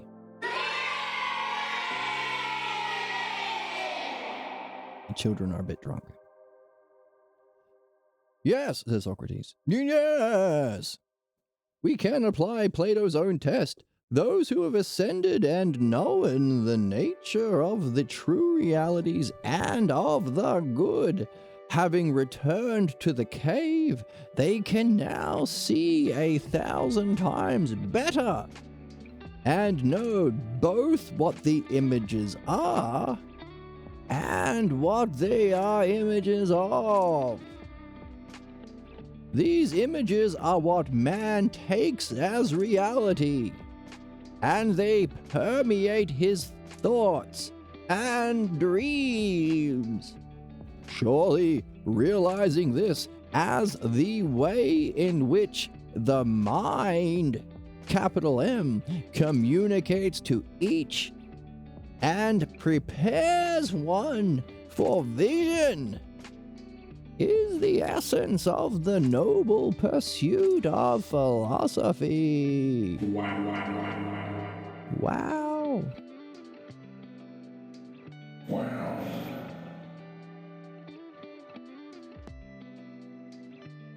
All right, so again, of course, wouldn't we want the people who can see 1,000 times better to be in charge? I say yes, because you can know what the images are. You can see the problems people are having. Oh, you're a Zionist Jew. You're playing the cry-bully game, and you are playing out what it means to be a good, clever Jew by lying cleverly so you can get a pat on the head from your parents who appreciate that. Or you're a German who your idea of justice is duty above all, etc., etc., etc. So you can understand the images that you take as reality. Let's make this orange. And they'll permeate your thoughts and dreams, meaning you can work through your false problems, your false beliefs and images that cause your problems, cause the injustice in the world, because it's through dreams that mind communicates to each and prepares us for vision. That's the essence of the noble pursuit of philosophy. You're a wizard, Harry. You're a wizard, Harry. You're all wizards, Harry, because many are the staff bearers, few are the true wizards. That's people who do dream analysis.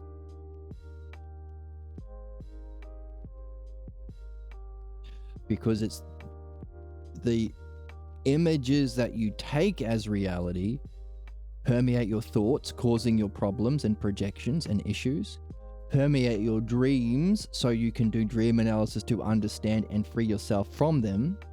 And that prepares you from vision because now you are unblocked, so you can ascend through this kind of development of understanding to know the realities as knowledge and understanding, wisdom, and then continue that love to love and desire and connect with and unify with the good.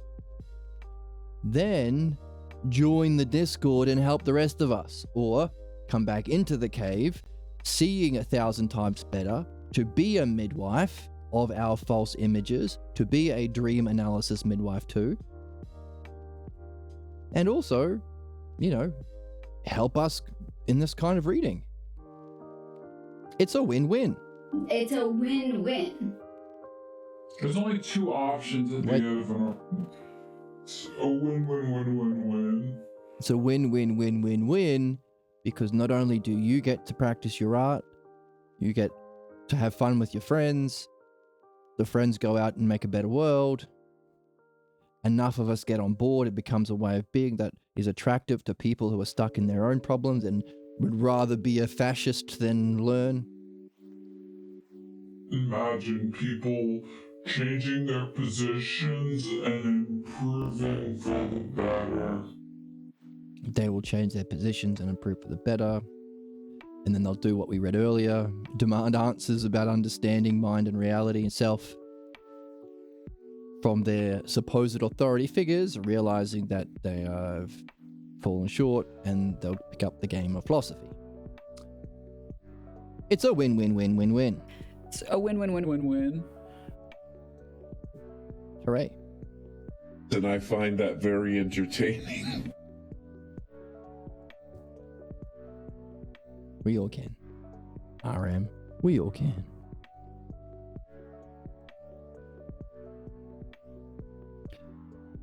Oh, I mentioned how much this book bangs. Bangs so hard it gives you CBT, traumatic brain injury. CTB? Damn it, CTE. Yes. This book bangs so hard it gives you CTE, like the MMA fighters. Or the NFL players.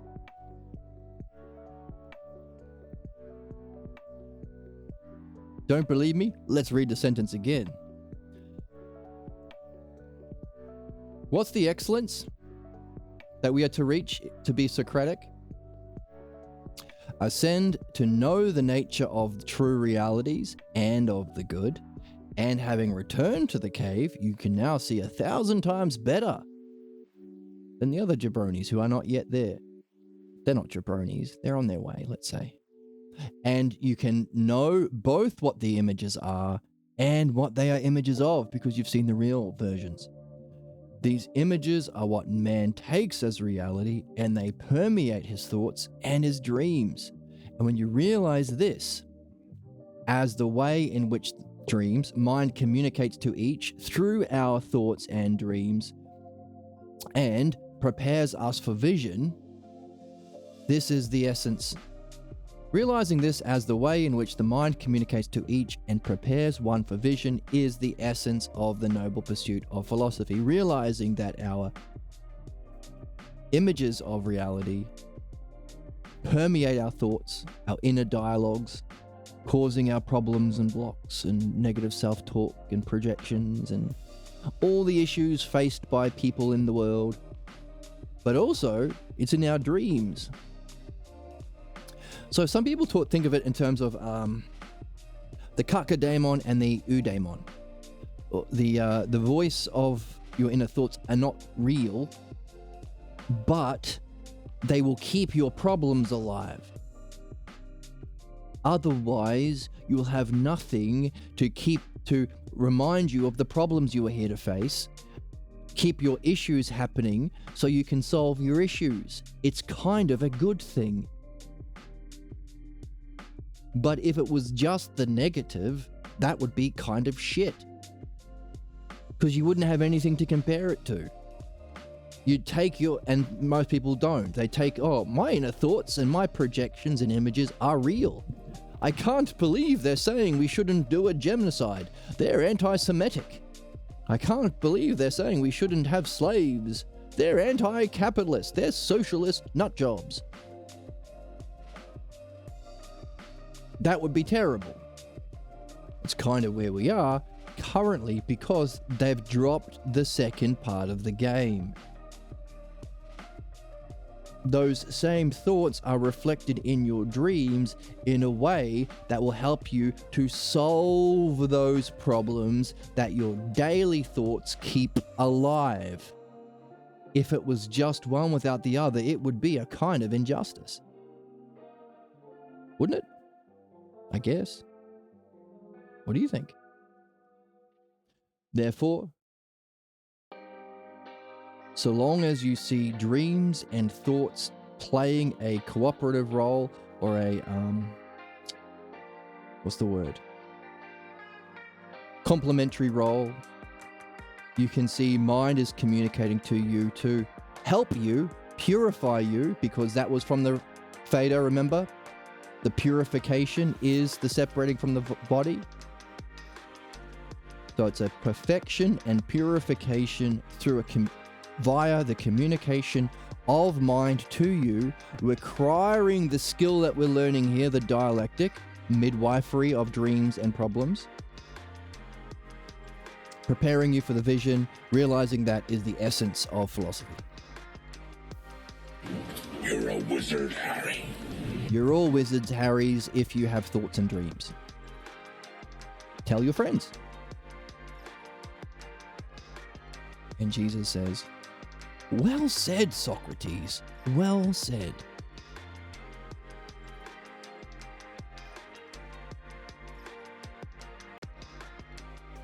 Well said indeed, Socrates. Well said indeed. That was quite a ride. Lots of fun. Thank you for joining me.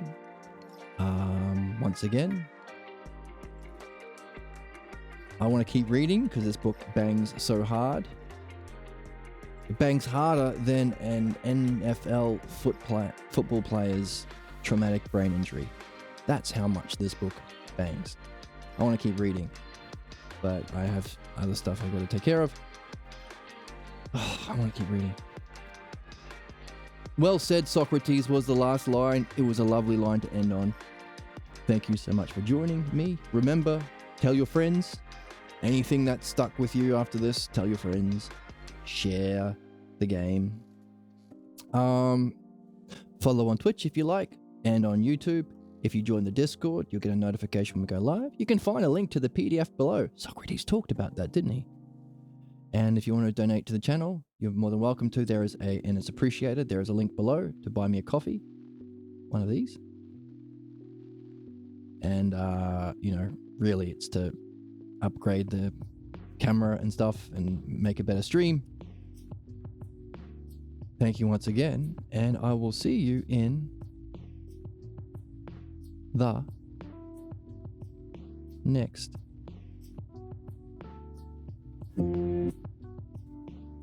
one.